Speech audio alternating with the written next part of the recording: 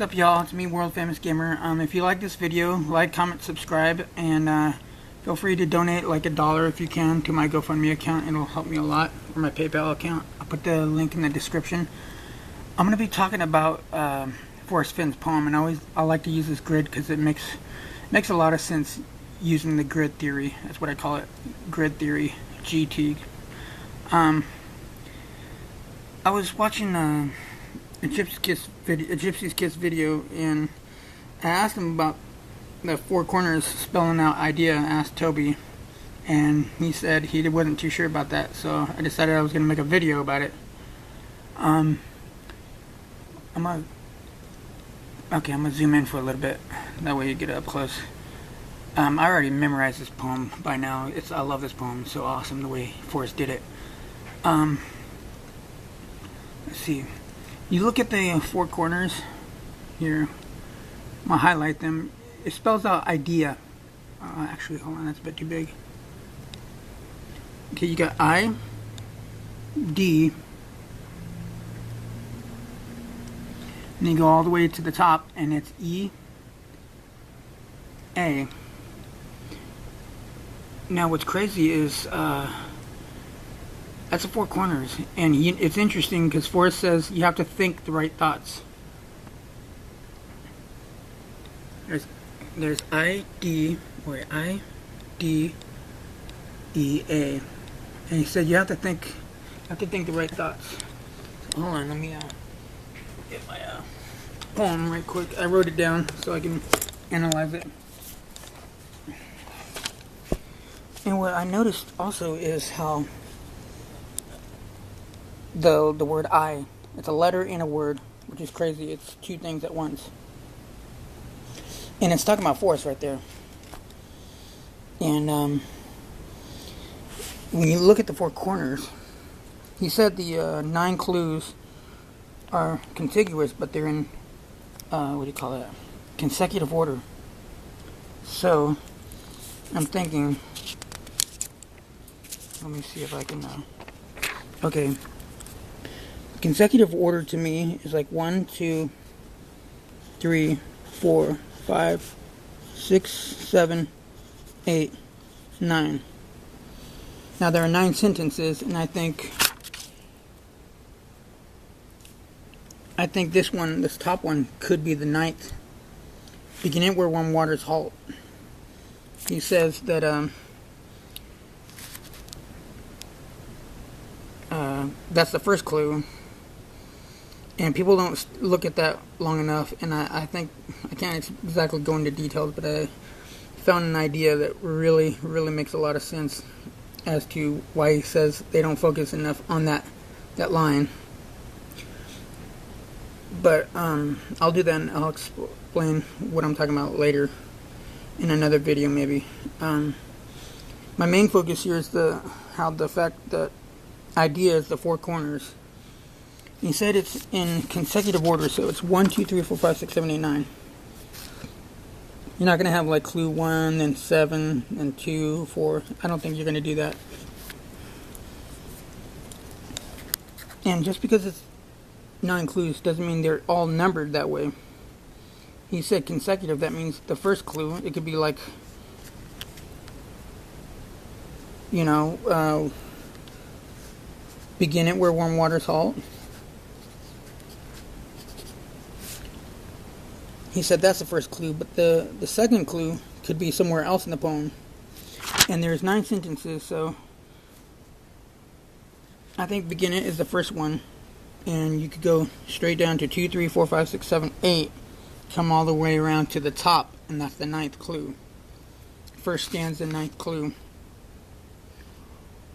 It's interesting though, is the letter I is the 9th letter in the alphabet. A is the first letter.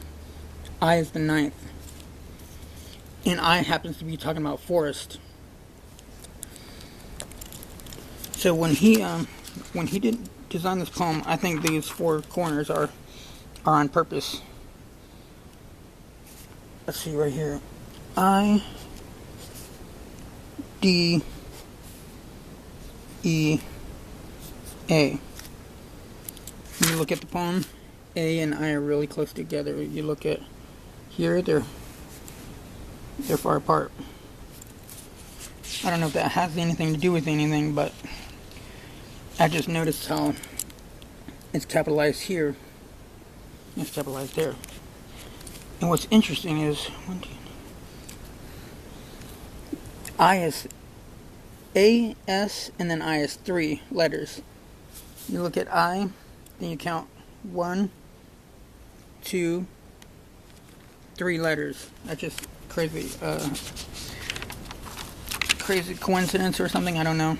I just noticed that, but notice it goes kind of like, let's just put it this way. Boom, boom. When you look at a clock, it goes 1, 2, 3, 4, 5, 6, 7, 8, 9, 10, 11. Let's see. Let's put 1 over here. And then 12. See, this is clockwise. So to me, it makes sense that when you look at a clock, it goes from left to right. When you read a poem, it goes from left to right. This is done counterclockwise. Consecutive order to me means 1, 2, 3, 4, 5. I don't think it necessarily means 12, 11, 10, 9, 8, 7. I think that's like opposite. It's the opposite direction. So are we to actually take it as the outside 4 corners of the poem are telling us we have to switch it around? Should the bottom be at the top? He said this is the first clue, beginning where warm waters halt. And taking in the canyon down. I don't know if that's necessarily the second clue, but we go all the way down. But if you look here, the word title.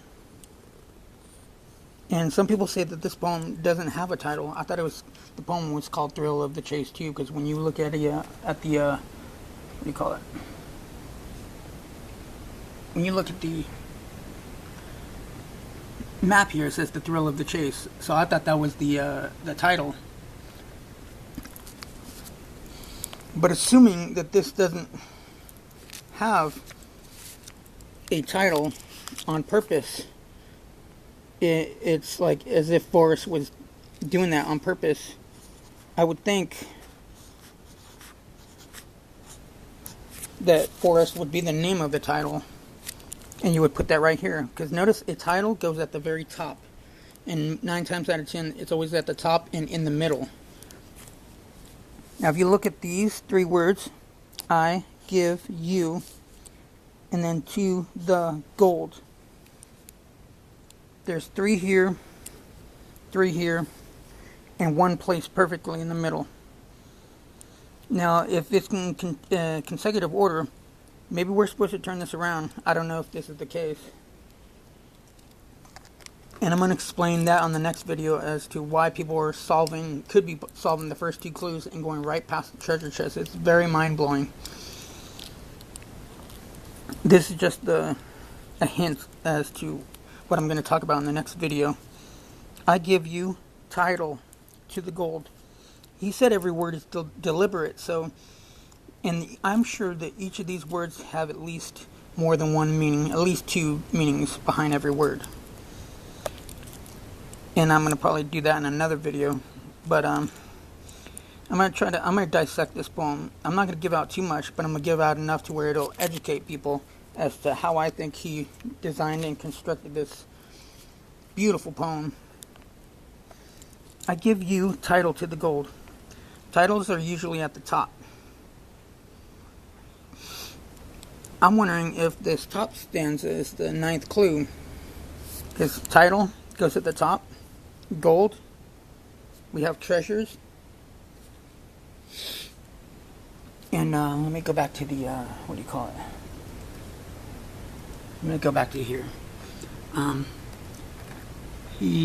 Let's see, where was it? Yeah, title is right there.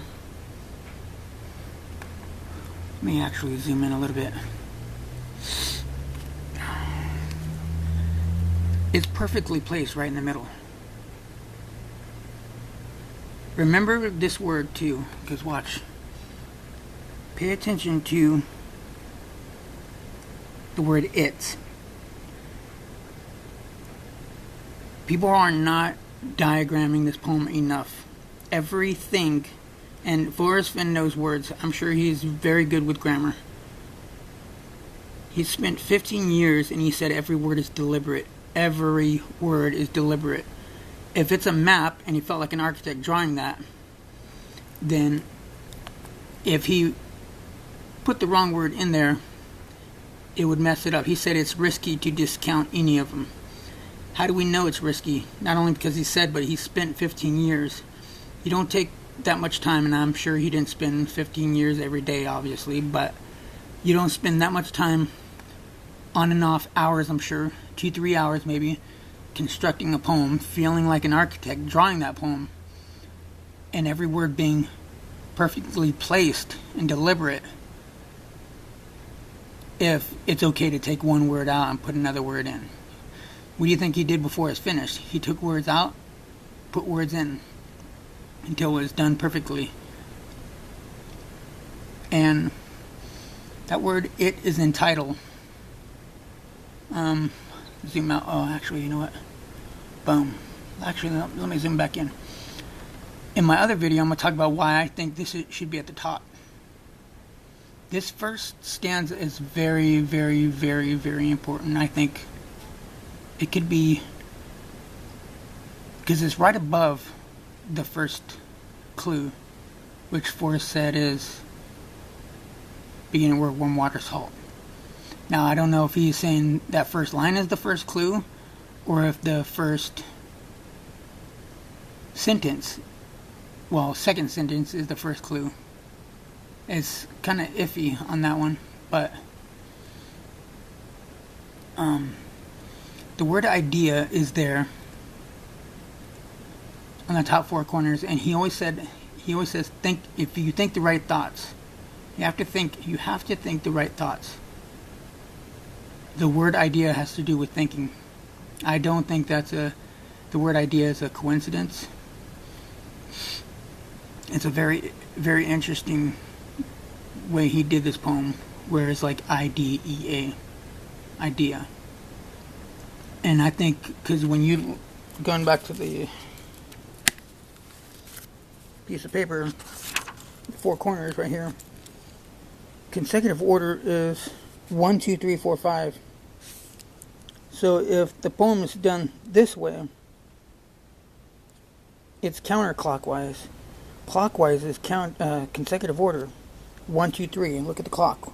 Consecutive order. 1, 2, 3, 4, 5, 6, 7. It's subtle. I don't have the Thrill of the Chase book. I would like to get it, but right now I can't.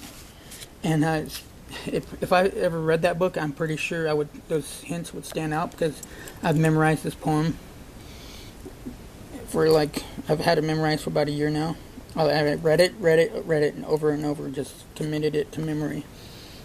Because he said, if you get the book, you read the poem, and then read the book, read the poem over and over and over, and then read the Thrill of the Chase book with the idea of looking for hints that describe the clues, or hints that hint at the clues, to find out what the clues could be. It could help somebody in their search. So sometime I do want to get that book, and I probably will as soon as I can.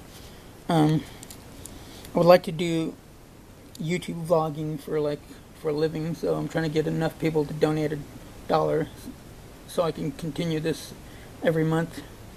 I got way more ideas on this poem. There's a lot of them I can't really go into details, because I'm pretty sure if I do and it gets out there enough, someone will find this chest before I do. I could be wrong. I hope I'm wrong, but he said consecutive order. And when you think about it, 1, 2, 3, 4, 5, 6, 7, 8, 9 is in consecutive order. We don't know what these clues are. It could be beginning word warm water salt. If you've been wise and found the blaze. And the reason why I think that is because, look at he said it felt like an architect. And I remember putting putting the Homer Brown in there. Actually, you know what? I'll do that on another video.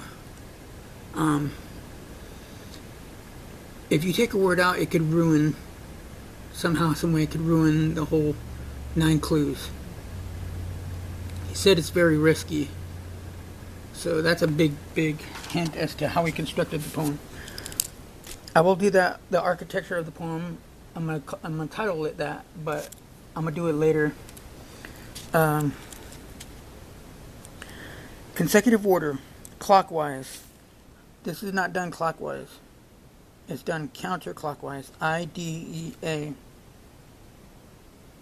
That's either telling you maybe that the bottom should be at the top, or it's some kind of hint as to how to solve the poem. And begin it where one waters halt is the first clue. It's interesting that if you're brave and in the wood is right next to title, and in the woods usually would be in the woods, plural, but it's singular. And give you title. Forrest's name would be the title of this poem, because it's about him giving it to you, if you think about it. And title and wood, forest, you know, you're real close to each other. I found that very interesting. After this, I'm going to do another video, and I don't know what I'm going to title it, but it's going to have to do with why people are getting close, why people are close to the chest, 200 feet, I guess, and not knowing it. I'm willing to bet myself, if I was within 200 feet or even 500 feet, and it's not buried, I'd go straight to it. But I wonder how you could be so close, 200 feet, and not know about it. I'm going to do that on another video. Don't forget to leave you guys' comments down below. As soon as I can put the links in there for my PayPal and GoFundMe, I'm going to do that.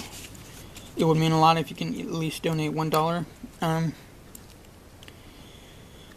I wanted to give a shout out to Man Alone. Love your videos. Got a lot of wisdom in you, man. I really learn a lot from your videos. And Why Must I Go? You too, man. You guys are awesome. Shout out to A Gypsy's Kiss too.